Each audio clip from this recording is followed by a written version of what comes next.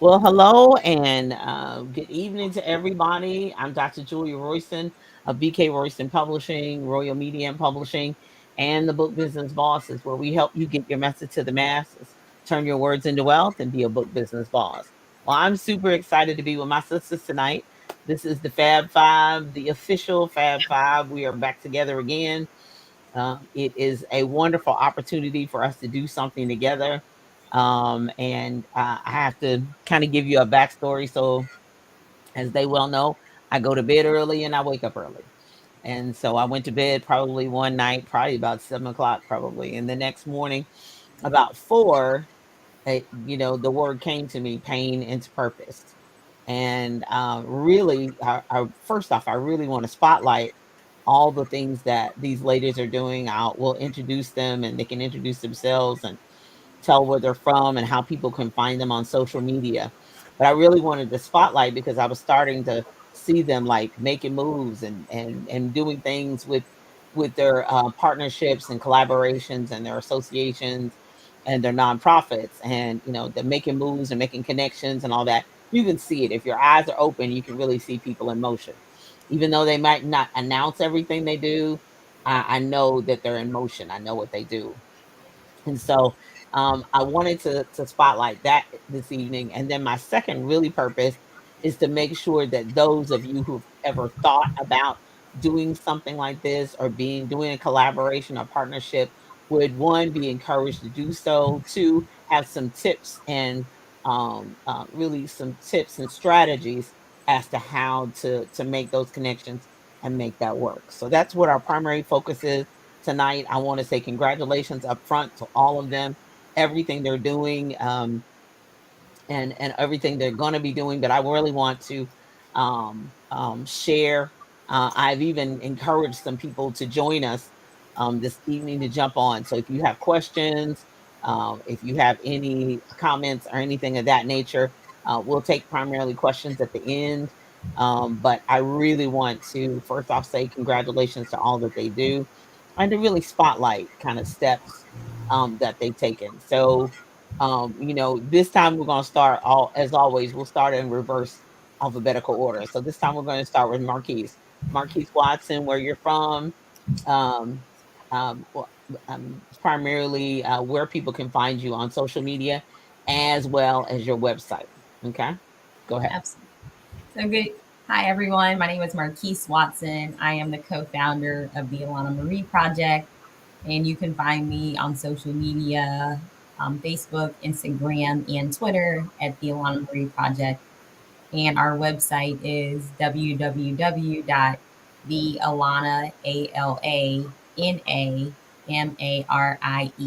project.com. Excellent, excellent. Ms. Elgina Smith. Good afternoon, everyone. Hi, my name is Elgina Smith. You can follow me on several pages. First, Facebook, always under my first and last name, Elgina Smith. I'm also on Instagram. Instagram is blackbeautiful1.com.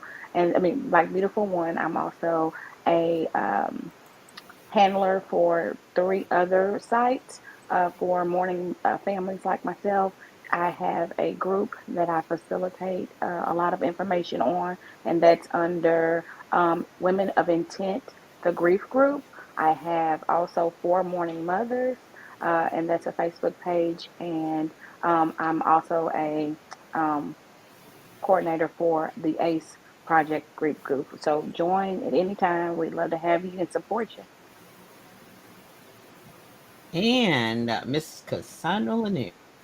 Hello, everyone. My name is Cassandra Lanier. You can follow me on Facebook at Cass Lanier and my Gmail, which is Cassandra Lanier 27 at Gmail. And I'm affiliated with the Kentucky Organ Donors Affiliates, so you can find them on Facebook, and their website is KentuckyOrganDonorAffiliates.com, I believe. Awesome. Minister Karen Brown, you're up next. Hello, I am Karen Dixon Brown. I can be found on Facebook, which is Karen Dixon Brown, Dickson. I am on Instagram, KYD.Brown. Twitter, KYD_Brown, or you can be simple and go to Linktree /KD_Brown. And I do have a nonprofit, which is called the ES3 Mentoring and More in honor of my son. That website is ES3 mentoringandmore.org. And this foundation was created initially to help moms who have lost children, but now we're branching out to help siblings try to understand where their brother or sister may be. And we provide support group services. We collect socks for children back to school. We do anything to reach the mission of helping someone keep going when they may be ignored. And also, one thing I'm trying to do is work with the town as far as an accident, because my son, I lost him in an accident. So just working with the community as far as helping triggers when you're running around town and people don't understand what may be a trigger for somebody who suffered a great loss. So I'm excited where that journey's going. Fantastic, fantastic. So I'm Julie Royston. In addition to the for-profit companies that I own, I own BK Royston Foundation.org. It is committed to literacy. It provides scholarships for people who want to publish. I do one a year. I offer a publishing scholarship one a year. I've done a nursing scholarship as well for a student at HBCUs, and we do a lot with underserved and underrepresented communities who can afford to purchase books. So we're doing several book giveaways, back to school backpacks, mask, and school supplies, and really in partnership with all of that. So bkroystonfoundation.org is one that I manage as well. So I really want to start kind of, we've been together before. A lot of people know our story, but I really want you to briefly talk about your why. My why, I'll start. My why is primarily for literacy. My dad was a teacher. He passed away in 2010. He was an educator. To me, he was a master teacher. He was hardworking, Christian educator, the whole 9 yards. So he was director of Christian education for not only our local church, but regionally, statewide, nationally, and internationally. So education, reading, writing, the whole education process is just something that we've always done with our lives and our families. And then fast forward in 2020, so many children were in their homes now. There are other children whose parents got on Amazon and ordered books and had all kinds of games and video games and all that. But then there was a portion of the population that didn't have the internet access. They relied on school. They relied on a lot of different things, and they relied on the public library for books and things of that nature because they didn't have the additional income to be able to do that. So therefore, especially that year, when I established the foundation and did the application process to actually be able to do that so that others can contribute, others could feel free to do so. But BK Royston Publishing is committed to writing and providing the books, and BK Royston Foundation is committed to partnering with other nonprofits, community leaders, and it's amazing because I partnered with another organization. I haven't even posted it yet, and they took my book to they took my I sent them a box of books to Ghana. So I've got pictures I haven't even posted yet. I'm like, Terrence the Terrific went to Ghana. Yay! So and those children were in an orphanage and a school of sorts, and they couldn't have paid for my books, or even their families couldn't have been able to afford it. So that's a part of that partnership too, that not only is supplying books in the local area, regionally, and now internationally. Is like, ooh, it's overwhelming. It gives me goosebumps just thinking about it. So that's my why, to provide materials, and especially the materials that I provide are their children that look like them. So when they looked at Terrence the Terrific in Ghana, he looked like them. He was chocolate like them, and his hair looked like them. And so therefore, the materials that they received at that school were not children that they it didn't matter. It doesn't matter what they look like. They're still little children. Yeah, okay. But there's something about reading a book that has a child on it that looks like you. Your same skin color, hair, and all of that. it does something to them. And believe you me, even the places that I've been in the States, they stand there, young people. I had a little boy, I was in Indianapolis last week, and he said, "Oh my God, this makes me want to cry. I see myself." And I was like, "Oh," I mean, I said, "Okay, this is my why. This is that got me through. I didn't care what happened next. I don't care what's going on next. That was my why. That's why I do it, so that young people can be represented." And then finally, I just um, published two children's books, and they're My Mommy is an Angel, My Daddy is an Angel. And that was as a request from school counselors because 140,000 children lost their parents or guardian grandparents in between March 2020 and 2021. So there's a lot of orphan children. There's children who are already living with grandparents, then the grandparent died, and now they're finding themselves orphaned. So that's a whole nother, as I say, thing on my heart and thing on a lot of people's hearts and people that they're serving. So that's my why. So who wants to go next? Uh, oh, you can go ahead, Algina. Julia, that's amazing. I can't wait to get my own copy of those. Um, Thank you again for having me on the show tonight. My why started a little differently. Being a firsthand family that has been a headline on the news, a lot of PDA, publicly displayed, and you are this headline, and then it goes to black, and you never really get to finish following that family and seeing if they are healing healthy or they're going through the process of grief and going on a journey to still live a life of wholeness and relevancy. And so I made my son a promise at the casket, and I'll always forever say that. Like, you will never be forgotten. This life may be physically over, but spiritually and mentally, I'm going to do something within my means to make our existence as a family make a legacy from turning pain into purpose.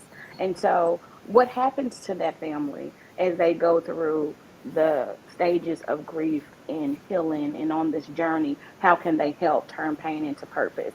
So, immediately noticing that there wasn't a big support group for families that looked like me and us and them. And so I wanted to bridge that gap. And so that was the birth of When Mourners Meet They Mend, because I know for sure that God is not picking on me, and this is not the only family that has been affected by gun violence, and absolutely not the only ones that will be affected. We have over 100 murders in our city right now, presently in Louisville, Kentucky, and those families need a testimony, somebody that they can honestly look at as being a living witness that you can go on this grief journey and you don't have to be bitter. You can be better. You can get resources, information, and tools that will help to keep your life in a well position, because it's well. It was well with God. He decided that Anthony's life would be no more. But I want to be well, what has been decided for me.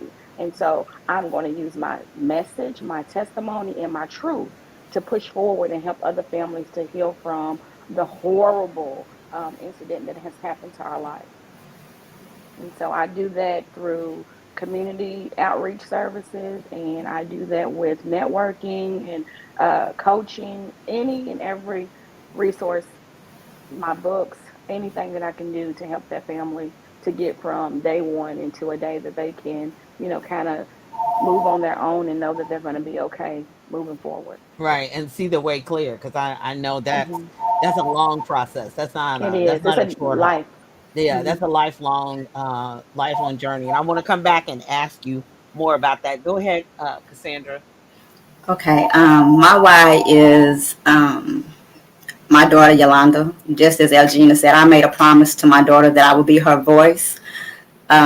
She was an organ donor, so that allowed me to then come affiliated with the Kentucky Organ Donors Affiliates Association. And I just wanted to be able to share my story, well, actually her story of her selflessness and her love. Even before she knew, anyone would need her organs, she was, selfless and caring enough to register to be an organ donor. So in that, I want to continue her legacy in bringing awareness to organ donation. So I've partnered with them somewhat, and they allow me to speak and share my story, share our books, my book and our book. So I'm happy with that, and just being able to keep her not only alive through the recipients, which is my family now, but just keeping her alive and just going out trying to get people to register.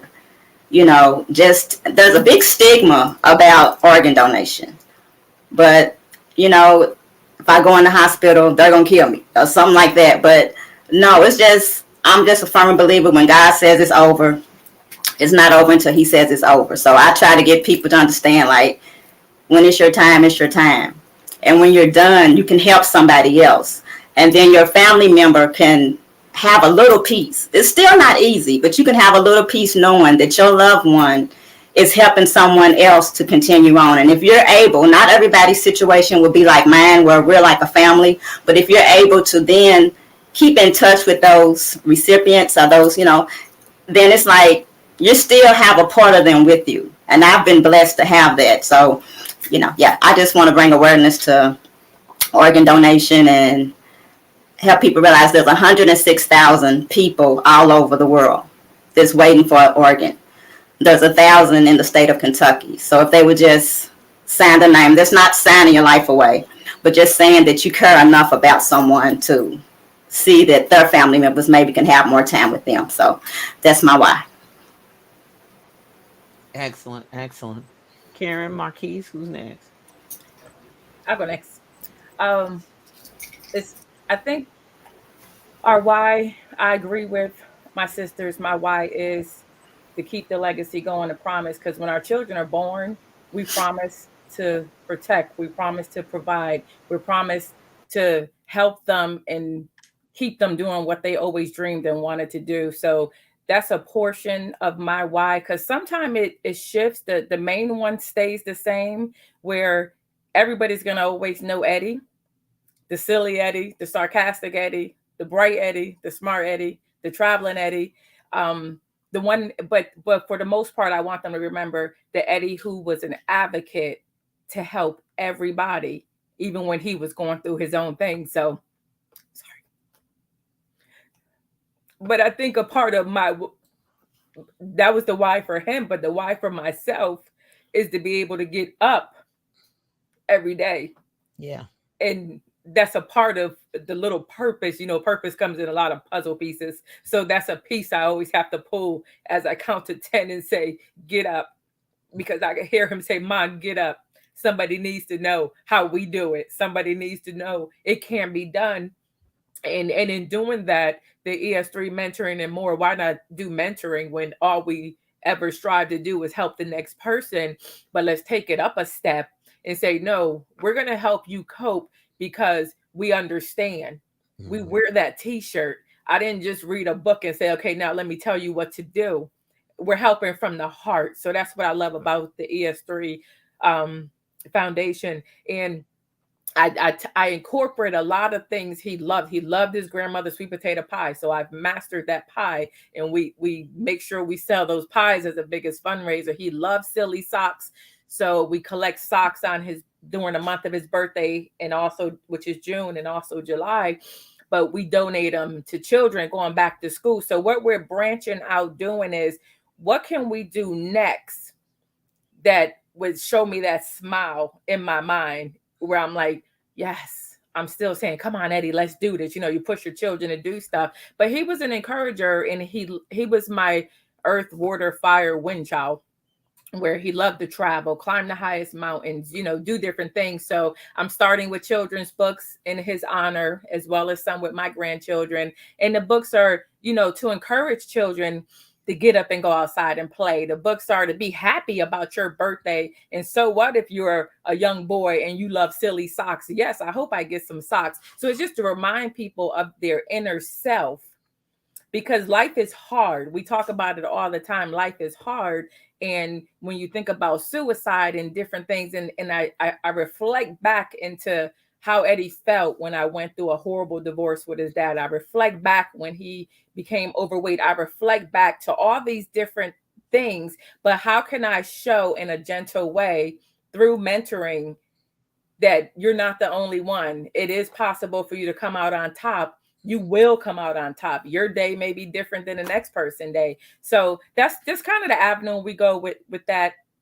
And it's hard. I will never sit anywhere, talk to anybody, write any books, minister, do anything and say, oh, it's easy, you're going to be okay. It is day by day, which I'm so blessed that God has gifted me with being able to write and get it out.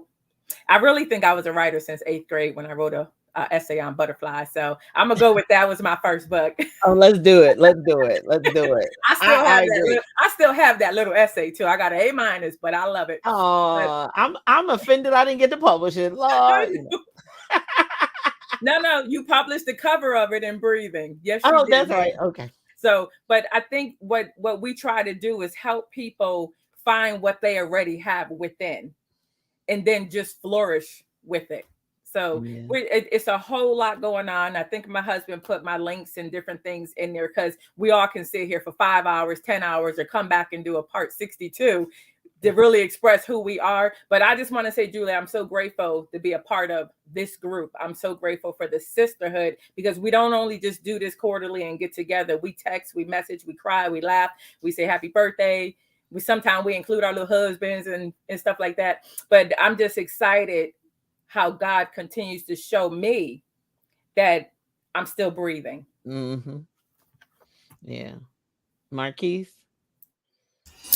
I feel like my why echoes what has been shared already, but the Alana Marie Project was started in honor of our daughter, Alana Marie. And similarly to what the other ladies have shared, I never wanted Alana to be forgotten. For those that may not be familiar with Alana's story, she was born prematurely at 24 weeks and passed away 36 hours after she was born. So it's never easy to lose a child, no matter how long they've been alive. And I feel like in Alana's case, she didn't per se on earth have as much time to make a legacy or have these memories and things that some of the other ladies have shared. So I feel like that was one important thing for us, was that since she didn't have as much time here on earth, we really wanted to make sure that her time since she passed was not forgotten and her life was never forgotten. So the Alana Marie Project was started. And it's just really crazy because when I think back after she passed away, even like a couple months after that, a friend of a friend had lost a baby. And like, I just felt like this urge, like I need to reach out to her. I need to I had never met this lady before. I was like, I need to contact her. Like, I was like, it's going to be weird, sending her a message, but I just felt the strong urge, like I need to reach out to her. And like, I was still hurting and grieving myself, but I was like, I have to encourage her and, reach. And we still to this day, are friends and really helped each other a lot through that time. And that was even before the Alana Marie Project was started. So it kind of started with an urge to help other people who had experienced similar situations. And then we decided to make it formal in 2018.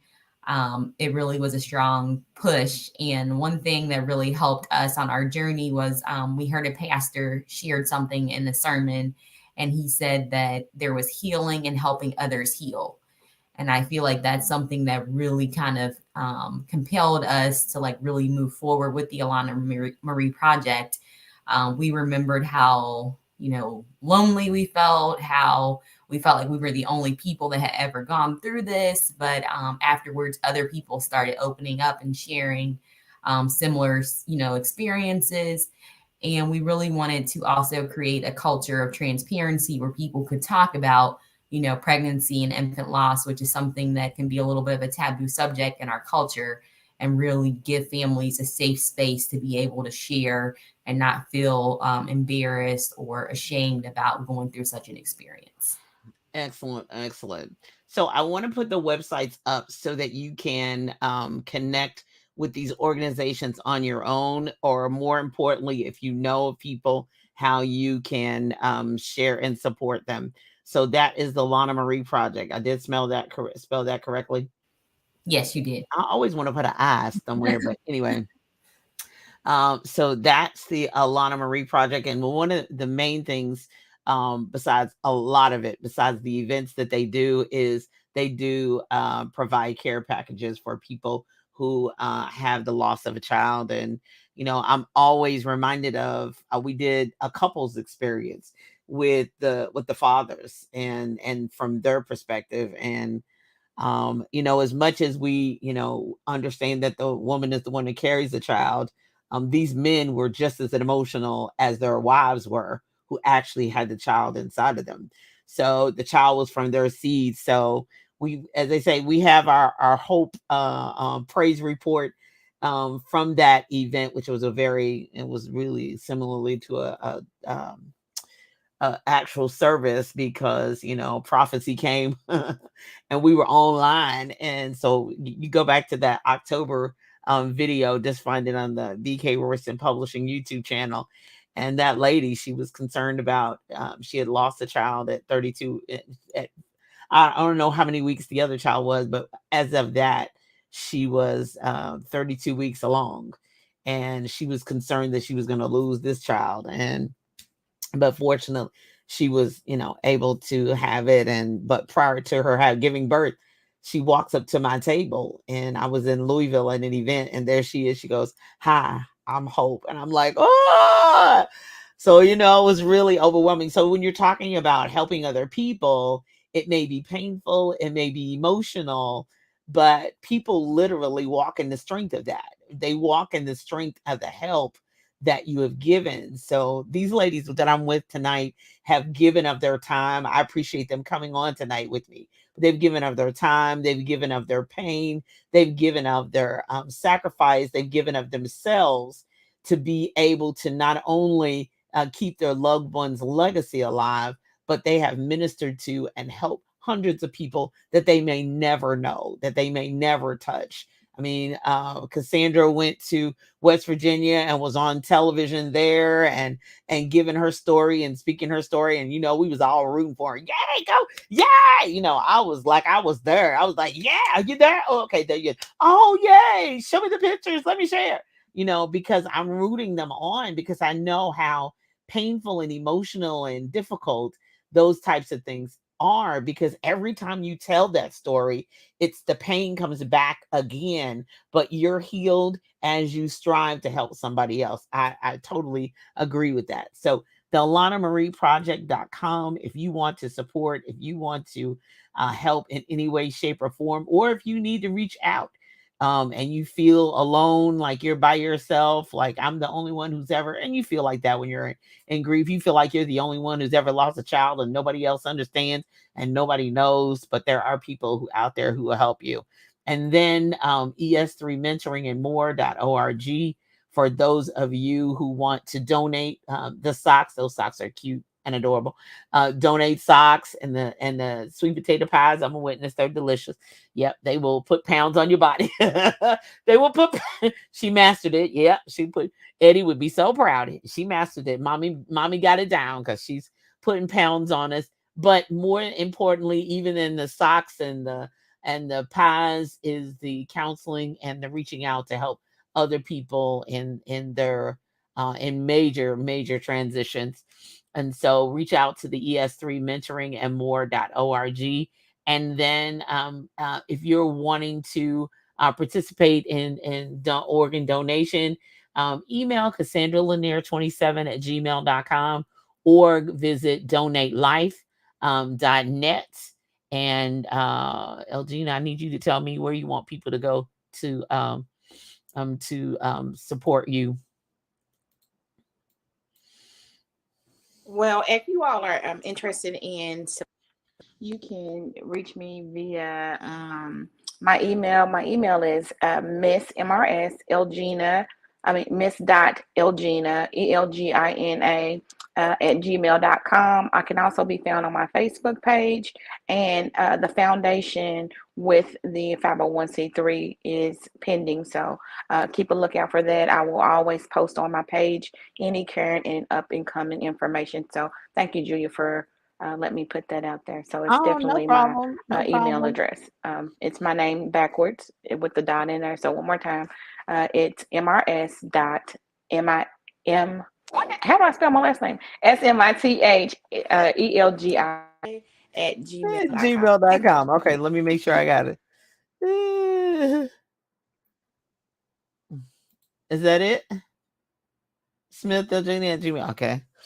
So be sure and reach out to Miss Elgina Smith on her email address, or just find her on Facebook. She's extremely, that's one thing about all these ladies, are extremely active on social media, especially on Facebook and Instagram and other places. But find them on Facebook and reach out to them, and so that you can make connections with them and be in their support groups. I know that Karen has her group on Fridays, and Elgina's that she got more support groups all over in the city of Louisville, as well as online for the world to be a part of. And I know Marquise and her husband Antoine, they go live. Antoine has a men's group, so men who have experienced the loss of a child, there's a safe place and a safe place for them. And Cassandra, I know, does plenty of events and connection, and you can just see the love her and her extended, that's what I call it, her extended family have is incredible. Now I have one last question. Let me see if there's any questions or comments. So there's the prophet right there, Mr. David Bishop. He said he needs pies. ES3. Hey Samantha, there's his wife, Samantha. It is. Thank you, love. There's Pastor Gary. Oh, okay, that's a good headshot. Come on, Pastor Gary. I love it. I love it. And okay. Thank you, Pastor, for putting in all the contact information for Minister Kate, Karen Brown, and Erica Rutherford. Hey, love, praying for you too as well. So I guess my last question is, and people can find us on Facebook, but Karen mentioned something even before we went live tonight. Hey Demetria, how you doing? I hope you're doing all right in Texas. Hey love. Is that Karen mentioned something even before we went live concerning the shift in the mindset. I mean, we've talked about the why, we've talked about the organizations, and I'll put them up again for you to reach out and contact. But in spite of, and we know the grief is a journey, it's not a short sprint, it's a long haul. And some days you're good, and some days you just want to get up under the covers to stay in the bed, and some days you're as they say, leading the pack, and some days you're having to swallow real hard and gulp back tears, and then some you let them fall. But what level of, what do you think is really important? Anybody can answer this. We don't, if you don't feel comfortable, all of us, that's fine. But whoever wants to talk can go ahead. But what does the mind shift and the mindset have to be? I mean, and some days it's good. I'm not saying, oh, I'm just happy in Jesus. No, I'm not talking about that. I'm talking about that moves you. What has been, besides faith in God, what has been? Is it your why? Is it remembering your loved one that keeps you moving and keeps you going to that next thing, to that next stage? Is it relationships? Because as much as grieving is a private thing, you all have extended yourselves, your message, everything beyond your house, beyond me three and us four and no more. You've gone way above and beyond and put yourself out there in so many ways to help so many people. And some of it is virtually, and you may never meet them. And there may be thousands of people out there with shares, and the way social media multiplies, that you may never ever meet. So what makes you continue to move forward? What does it? I want to answer that because I've never been asked that. Thank you for even putting it that way. I remember my first days with grief. Like, we've all experienced death before, this significant loss. And so I think I mishandled the emotional aftermath of what a significant loss would look like, and especially Okay, so so explain that. Explain personal. that. What that looks like. Yeah, So explain that. What you personal. mean? Okay, so like an aunt would pass away, right? She's Right. older. That's the order of life. You know, she was sick. It's explained. It's explanatory. Her age has succumbed her life expectancy. I have a 18-year-old son, perfectly healthy, no health issues recorded in his medical records. Went out the back door and never came home. You have no, this happened, so prepare for this, and later this is how it will go. Instantly, within no warning, I had to begin to live my life differently. And I didn't want to do it superficial, where, like you said, oh, it was Jesus and this. No, no, no. I went through something mentally. I questioned God. I was like, how did my family fit in this category? Because statistically, you know, they say if you live in a one parent household, if this is this and this and this, and I didn't fit none of them boxes. I prioritize my life to safeguard from that, and it still happens. And so, you know what? Biblically, there is an answer for an answer, because he said he has no prospective person. So that counteracted me being mad, because he said he reigns on the just and as well as the unjust. So I'm over here having a Babel biblical war, a mental breakdown, and I needed emotional, and I needed some understanding of how I'm going to live my life, you know, with all of these obstacles in front of me, with the loss and the absence of my child. Because my house doesn't look the same, because I'm missing a member of my household. And every day doesn't look the same, because I am now one less child to mother, and I'm dealing with grief. And so there was not a large representation of us, me and them. Like, brown and black people do not really do grief well. We have not been taught, and Mm-mm. especially if you're a believer. You Oh know, yeah. they say, let the dead bury the dead. That wasn't good enough for me. Like, no, that was my child. I want to remember his life. I want to be able to cry, and I want you to understand that today is a bad day. And so I wanted to be a safe place. I wanted to offer hope, and give encouragement that it's okay to grieve your way. Nobody can put an expiration date on how long you get to, you know, say you're fine about what has happened.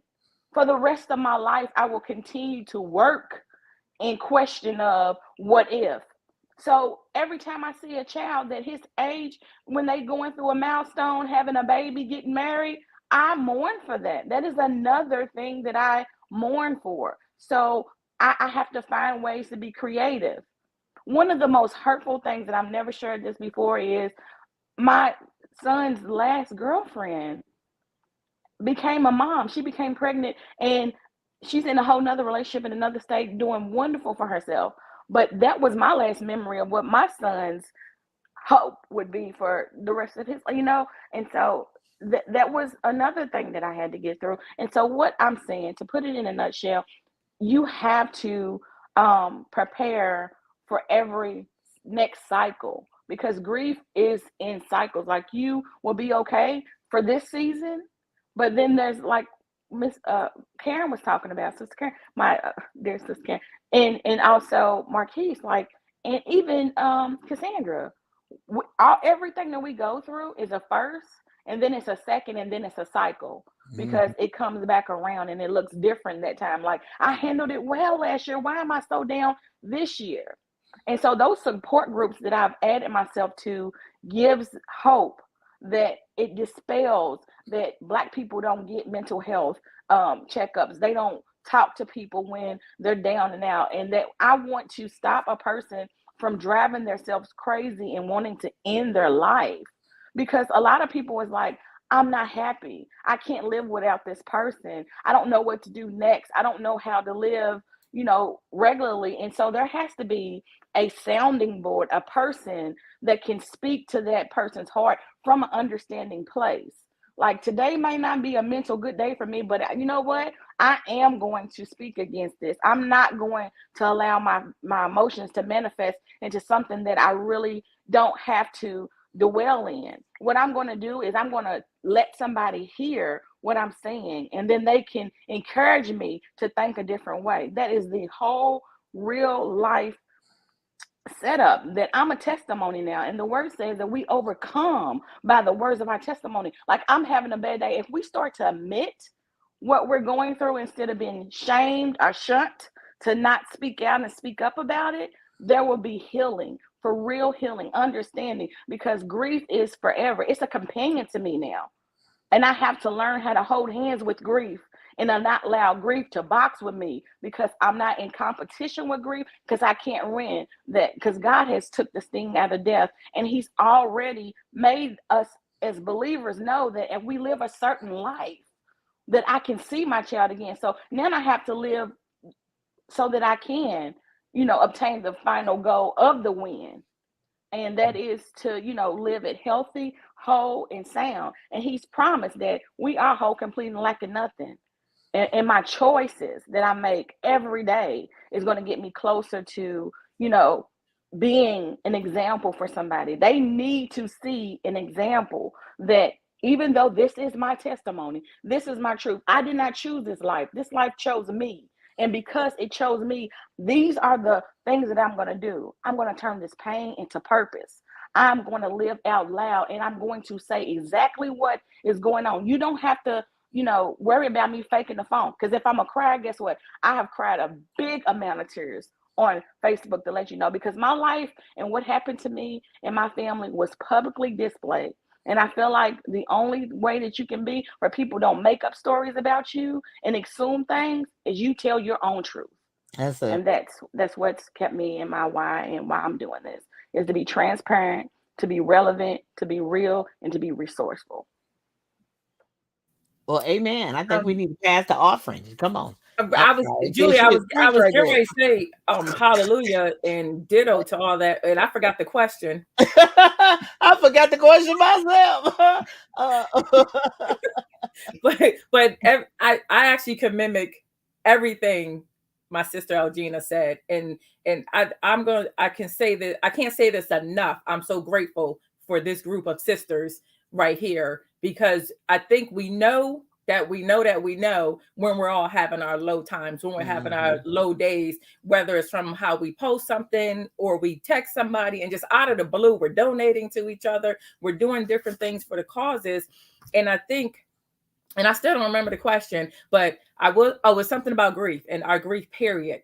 I remember saying a long time ago, I used to be that person. Oh, I'm sorry. You know how somebody bumping into you and you don't want to turn around saying you sorry, you ain't doing nothing wrong. But I will never be that person ever to say I'm sorry for how I feel today, tomorrow, 100 tomorrows from now. I'm not going to say I'm sorry. I'm not how you remembered me. I'm not going to say that, because what I'm starting to believe is that that's who God wants me to be, is how I am right now. So if you no longer fit in that puzzle of my feelings, then maybe you're not one of the pieces. So I think we have to let ourselves know, like Sister Elgina said, I just talked about this at my last woman support group. Julie, we switched that from Friday to Monday. Friday's a hard world. I'm sorry. But no, you're fine. But what I was explaining was, don't apologize that you're not grieving the way they want you to. Don't apologize that you're not present for them. Praise God that you was present for yourself. I have days, probably 6 out of 7 days, I have to mentally count to 10. And in between those 10, I'm praying, I'm saying stuff just to get up. And so people think you get dressed. I put this cute jacket on today because it matched the book cover, but I don't look like this. I didn't look like this 30 minutes before we got on. But like Sister Elgina said, we have to be in our truth.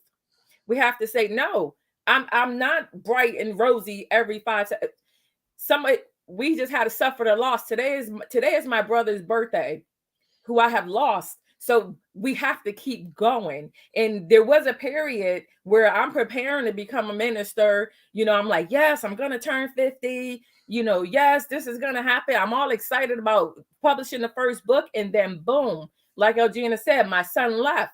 My husband and myself coming home from revival, and we crossed cars, and I look, we waved. He turned to me with the biggest smile and waved. Several hours before, I heard his chuckle in his room. I'm trying to do laundry, and something said, go in the room. But I was like, I got to get to church. We crossed cars, and then I don't see him no more. It's instant. So grief to me, and I'm not talking about anybody else, but somebody may be able to identify, is so different when it's that instant. I didn't sit in the hospital bed with him and the doctor said, well, can we talk in the hallway? You got 6 months. I didn't have that. I didn't have asking him, well, how do you want to do this? Or how do you want to do that? Or mommy love you so much, even though I do thank God he knew that. I thank God how our relationship was. I thank God I left my job when I did, because that gave me time for that 7, 8, 9 month period before. So I sit back and I say, yes, God, I was mad at you. I was, how people say, I was pissed off with you. I don't understand. And I'm this. And speak your truth.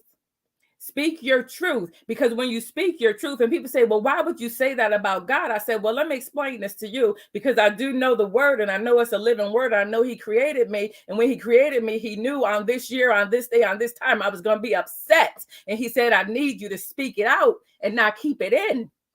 And so with me speaking it out and not keeping it in, I got to the point where I pulled the first book draft and said, I can't write it like this, because I have to end my mother's story after she was murdered. And because for somebody to understand me, they got to understand where I came from and why I had to go through what I went through, which I always say was training and preparation for where he's leading me now. And I said, my Lord, I think I passed enough tests, but I'm no longer going to ask, can I get a minute, a day, an hour without hurt, without pain? Because I'm trying to understand, you need me to be that tool.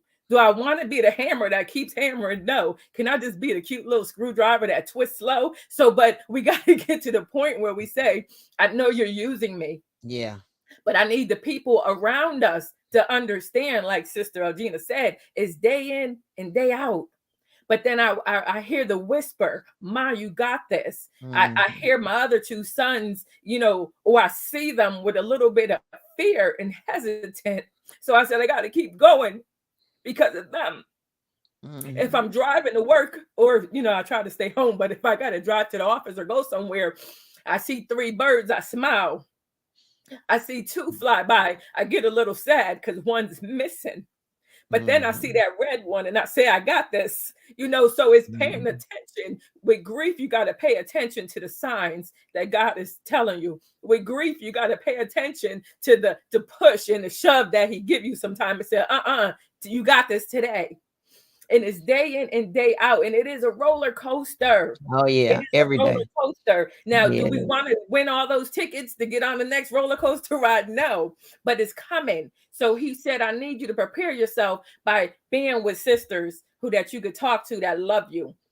I need you to prepare yourself by sharing your story. I need you to prepare yourself and getting up and doing it, even though you're tired, because he said, I'm going to be your strength. But also let me be your shield, which we don't do that enough.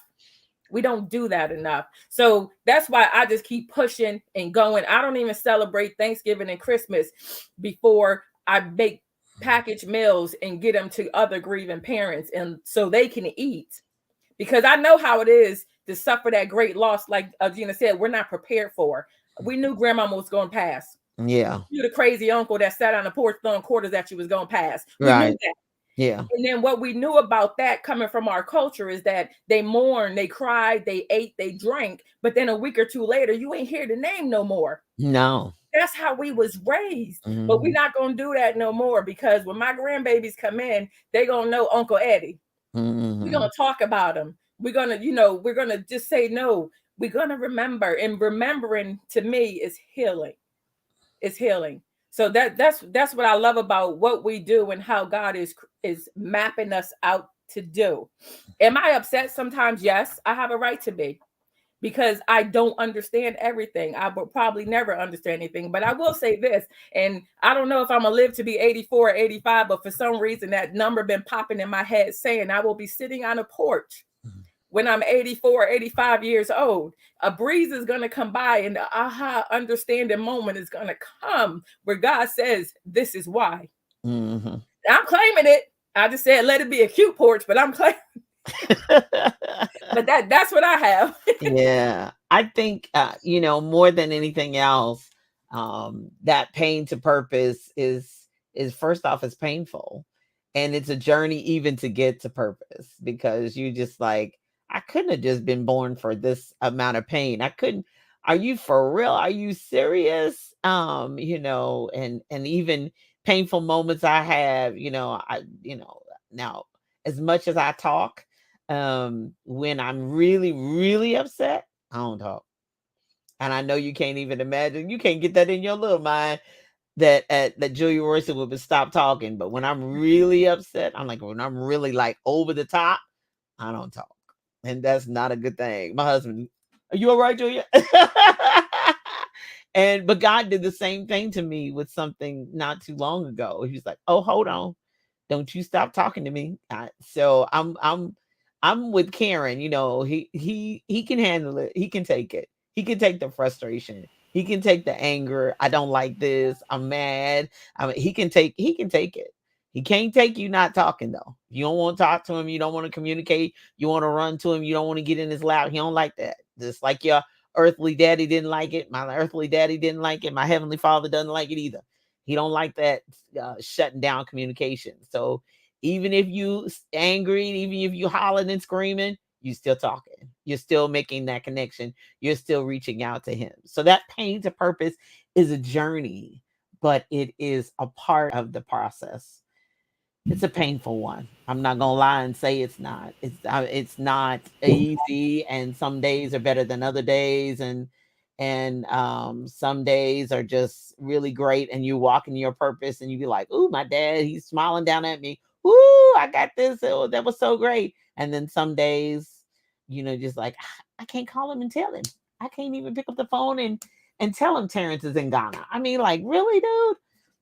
So we are. I'm sorry, Marquise, you unmuted yourself. What were you gonna say? Yeah, I was gonna say, I feel like for us, I feel like thinking about, outside of the Alana Marie Project, Antoine and I both work full-time jobs, we have a family, all of these things. So like it can be a lot. And like kind of what was shared earlier in the group is, every time you share your story, or encourage someone else who's going through something similar, it kind of rehashes all of those memories, emotions, everything. And I feel like when I'm like, oh, this is like too much, like I connected too much with this particular story, like this is too close, like, and then like a couple of days later, I'll get like an email from someone that like we sent the package to. And we never expect, people to reach out. It's totally like, this is just a support that we offer. There's no strings attached. You don't have to reach out. You don't have to ever let us know you received it or anything. Like we track it, but you don't have to let us know that you even opened the package or anything, but we'll get a message from someone and, they will be, just saying how much it meant to them or how it came on a day that they were having a really tough day, or, a day that they were really struggling. And then I'm like, okay, like this is why we do this. So I feel like those are little God messages that help us know, like, we're doing what we're supposed to be doing. And, every package that we send out, is assigned to a particular family for a particular reason. So. Yeah. I mean, it's wonderful. Cassandra? Hold on. You're on mute. No, I was just saying that everybody's pretty much said everything. Grief is different for everybody. I can relate to everybody, but when Karen was speaking of, leaving her job or whatever and having 6 months to spend with her son, I had just put in for a shift change because Yolanda was telling me that I was working too much so that we could spend more time together. I put in for a shift change and I was supposed to start that Monday, but she had her accident on that Friday. And it wasn't that I was angry with God. I just had a lot of why now. When everything seemed to be, coming in order and falling in place. Why now?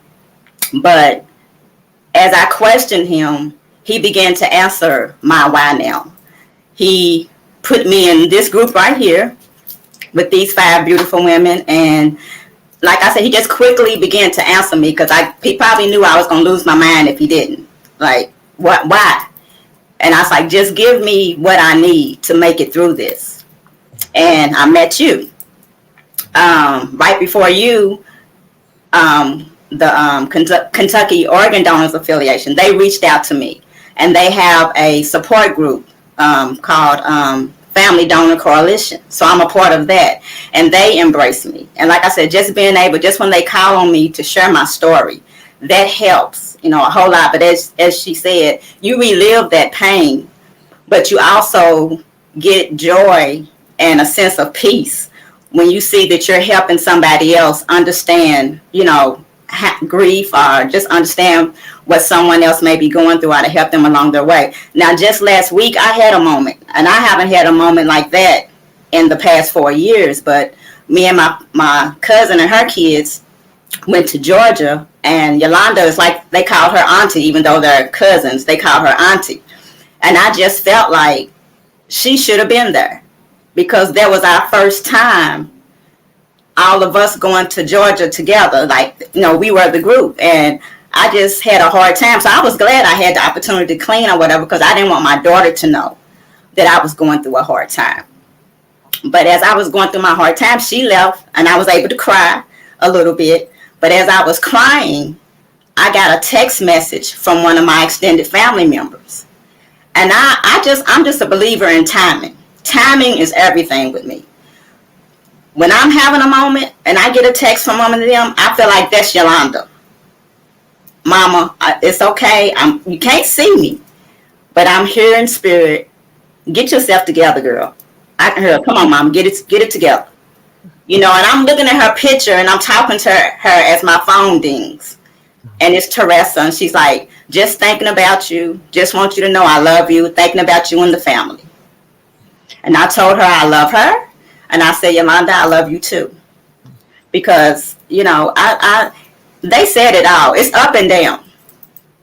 But if you have a good support group, if you allow, I believe that God opens doors. As long as you don't shut that door and try to do it by yourself, you're going to be fine. Because I believe that God opens doors, and he puts people in place in your life to help you through that grieving process, so that you don't have to do it alone. I will forever be grieving. My daughter just helped me understand that. As long as I'm living, I'm going to miss my child. I didn't think of it like that. I felt like I'm doing good. I'm making it. I have more up days than down, so I'm fine. And she's like, Mama, no, you're not fine. As long as you're missing her, you're going to be grieving. I said, well, I'm grieving with grace.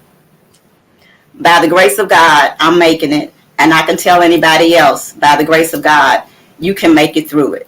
But don't try to do it by yourself. Don't try. If somebody come to you, it may be a stranger or anything, they come to you and they saying something off the wall that kind of fits in with what you're going through, maybe God sent them to you. Mm-hmm. Maybe that's somebody God has sent to you to help you through your process. Ask him that. And I'm pretty sure he'll let you know, this is just somebody I have for you to help you through. I see you're having a hard time. So, but yeah, I can relate to, I piggyback, like I said, drop the mic on all of them, because they said it. They said it all. Yeah. I love these ladies to life. And I appreciate all that they're doing in the world, in the kingdom. For people everywhere. I'm going to put their websites and contact emails up again, because I really want people to realize what I enjoy of having, as they say, shoulders to cry on, people to lean on, and for us to help get this grief and loss message out there, literally to the world. When we do the telling our stories, surviving and thriving book, it moves, it still sells, because there's still people going through grief, there's still people suffering loss, and they need help. They need to be able to see somebody else that looks like them and has been through something similar, even if it's not necessarily exactly the loss of a child or exactly the loss of a parent. They've experienced loss, and it's different for every person, but it's still lost just the same. So I pray that something that we said, something that we did, will help you. And as you well know, we're working on a book. Hey, And we're working on our next to really talk about, which we didn't get to, but we got where God meant for us to get to tonight. But we're in this book, we're really going to be talking about the importance of, which we did, but talking about having a network and having a support system, as well as being able to partner, because having the ability to reach out and make connections with organizations is really, really key. And to be able to have, if you're not, whether you're hosting it, whether you're connected with others, whether you formulate, such as we have done, formulated our own support group, and it helps us, give us the strength and knowing, we got your back, going out there, girl. Nope, you can speak, because we all have issues where there are times when we're taken out of our comfort zone to do a certain thing, to be in a certain place that may be unfamiliar, that may be something new to be able to do. But we know that we have somebody, there's somebody else out there who knows what we're going through, and who's got our back. And then we all get happy and send all the gifts and the emojis all in there when they said it happened, I did it, yay. So it's always a wonderful feeling. So please reach out to these ladies, find them on social media, events that they have going on and what's coming up next. You'll be able to find that on their social media pages, all that they have going on, all that they have done for you to volunteer, for you to make connections, for you to be in their groups, for all upcoming things. Be sure and be on the lookout. And of course, this fall, be sure by fourth quarter, you'll see the new book, Telling Our Stories from Pain to Purpose. So turning that pain and what that actually looks like. And you're gonna need a lawyer. You're gonna need maybe business advice, because we're not, we're gonna, I give a disclaimer as far as that's concerned. We're not gonna necessarily walk you through that process, but our job is to make sure that you have the push and the encouragement, inspiration, and empowerment you need to move forward, to make that call, to contact your Secretary of State, to contact that business coach, or to contact that financial advisor, for you to say, what's my next steps? Because every state is different. Marquise is in Ohio, I'm in Indiana, Karen's in Virginia, and Cassandra and Elgina are both in Kentucky. So we're all in different places. So the laws are different everywhere. But what is stays the same is the message that we have, the testimony that we have, the grief that we all deal with in different ways at different times, but also the purpose that God called us. He chose us. Whether we wanted to be chosen for that or not, we did not. But he chose us. He called us, but he is also empowering us and strengthening us each and every day to move forward with that purpose. We were called, we were chosen, we were gifted talent, and have the abilities to move forward. So I love you all, and I appreciate you all being on with me tonight. I hope that something we said or we did, and thank you for all the comments in the chat. uh Oh, okay. So, hello, Miss White says, I definitely need the help with losing my mother. I totally understand. I lost my father. These other ladies have lost children, and we've all lost family members. So, we'll definitely be in prayer for that. I'll just go ahead and lead the prayer. God, we thank you for this opportunity. We thank you for this day. We thank you for the prayers. I don't even know where Miss White is, but you know where she is. You know what she's feeling. You know what she's undergoing at this very, very moment. I don't know what it is about these types of meetings and gatherings, even online, but you come in and you minister, you heal. You're omnipresent, so you're everywhere at the exact same time. So I ask that you, wherever she is, be with her right now. Let her feel your comfort. Let her feel your power. Let her know that she is never alone, and that you're right there with her. And you said for us to cry with those who weep, and mourn with those who mourn, and grieve with those who grieve. And we stand in the gap for our sister, and she's yours. You said all souls are yours. So she is yours, and we appreciate you now. We thank you now for the comfort that you bring, for the comfort that you allow. Let your ministering angels be with her tonight and always. And we know that it's a journey. Today is not a good day. Tomorrow may be better. Next week may be better. But no, lift up your eyes to the hills, from which cometh your help. Your help cometh from the Lord who made heaven and earth. He's with you. He's there to lead and guide you. He's a breath away. Just speak it out of your mouth. Ask for help, and he will come. And we believe you. We touch and agree with you. And we thank God in advance for the comfort and the help he's going to bring. You be blessed in all that you say and do. Blessings to these ladies tonight. Blessings to everyone in the sound of my voice, even on the replay, and those that are going to be on to be shared and extended to the next level, because we know we're here for a purpose, for a reason, and you have us here to be a testimony that we can be clothed and in our right mind and move forward in spite of how we feel, in spite of what's happened, in spite of what's going on, in spite of what we lost. You're with us, and we thank you for that. We walk in the strength of that. We walk in the power of that. We walk in your word and your strength, not our own. Old folks used to tell us sometimes when we got things too heavy, you're literally carrying us. So carry us, Father, to the next step, to the next assignment, for the next day. In Jesus' name we pray. Amen. Amen. Amen. I love you all. You all be blessed in all that you do. I'm in prayer with everything that you all put in your hands to, that God bless it, kiss it, blow on it, and that we go to the next level in Him. Be on the lookout, and Godspeed and God's prayers with you all. Good night. Good night.